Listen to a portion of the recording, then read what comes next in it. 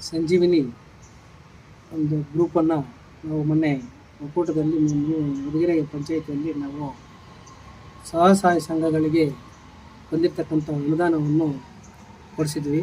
ಅದು ಏನಂದರೆ, ಅವರು ಸಂಜೀವಿನಿ ಒಕ್ಕೂಟದಿಂದ ಏನು ಲೋನ್ಗಳನ್ನ ಎತ್ಕೊಂಡು ಅವರನ್ನು ಸ್ವಂತ ಯೂಸಕ್ಕೆ ಅದು ಉಪಯೋಗ ಮಾಡಿಕೊಂಡು ಮುಂದೆ ಅವರು ಮುಂದಿನ ಭವಿಷ್ಯಕ್ಕಾಗಿ ಅದನ್ನು ಉಪಯೋಗ ಮಾಡಿಕೊಂಡು ಅದರಿಂದ ಒಂದು ಸ್ವಂತ ಘಟಕವನ್ನು ಓಪನ್ ಮಾಡಿ ಆ ಸ್ವಂತ ಘಟಕದಿಂದ ಅದರಿಂದ ಬರ್ತಕ್ಕಂಥ ಲಾಭವನ್ನು ಅವ್ರ ಜೀವನೋಪಾಯಕ್ಕೆ ಉಪಯೋಗಿಸಬೇಕು.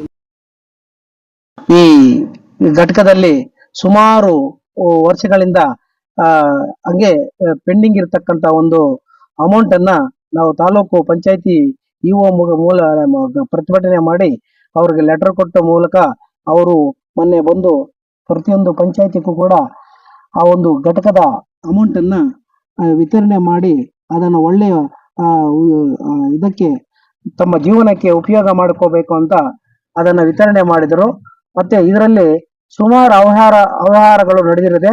ಇದರಲ್ಲಿ ಏನು ಅವ್ಯವಹಾರ ಅಂದ್ರೆ, ಗ್ರಾಮೀಣ ಕೂಟದಿಂದ ಜೀವನೋಪಾಯ ಕಡೆಯಲ್ಲಿ ಅವ್ಯವಹಾರಗಳು ತೊಡಗಿರೋದ್ರಿಂದ ಇಲ್ಲಿ ಏನು ಅವರು ಯೋಜನೆ ಬಂದಿದೆಯಾ ಆ ಯೋಜನೆಗಳನ್ನ ಆ ಮಹಿಳಾ ಒಕ್ಕೂಟ ಸಹಾಯಕ ಸಂಘಗಳ ಒಕ್ಕೂಟಕ್ಕೆ ಸರಿಯಾಗಿ ಮಾಹಿತಿ ಕೊಡದಿರ ಮತ್ತೆ ಬಂದಿರತಕ್ಕಂತ ಹಣವನ್ನ ಅವರು ಮಹಿಳಾ ಸ್ವಸಹಾಯ ಸಂಘಕ್ಕೆ ಕೊಡದಿರ ಆ ಒಕ್ಕೂಟದಲ್ಲೇ ಉಳಿಸ್ಕೊಂಡು ಸುಮಾರು ವರ್ಷಗಳಿಂದ ಇದನ್ನು ಹಂಗೆ ಬಿಟ್ಟು ಅವರ ಉದ್ಧಾರಕ್ಕೆ ಅಡೆತಡೆ ಆಗಿರ್ತದೆ.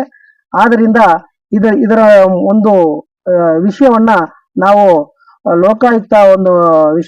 ಲೋಕಾಯುಕ್ತಕ್ಕೆ ಕೊಟ್ಟು ಅದನ್ನ ಇಂಪ್ಲಿಮೆಂಟ್ ಮಾಡಕ್ಕೆ ಯಾರು ಅಡಚಣೆ ಮಾಡಿದ್ದಾರೆ ಅವ್ರ ಮೇಲೆ ಕಾನೂನು ಕ್ರಮ ತೆಗೆದುಕೊಳ್ಳಬೇಕಲ್ಲಿ ತಮ್ಮಲ್ಲಿ ಮನವಿ ಮಾಡುತ್ತಾ ಈ ಒಂದು ಪ್ರೆಸ್ ಮೀಟ್ ಅನ್ನ ಮಾಡ್ತಾ ಇದ್ದೀವಿ.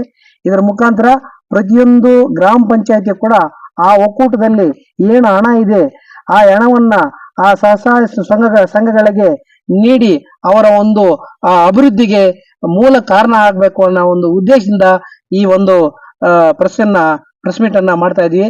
ಜೈ ಭೀಮ್, ಜೈ ಹಿಂದ್.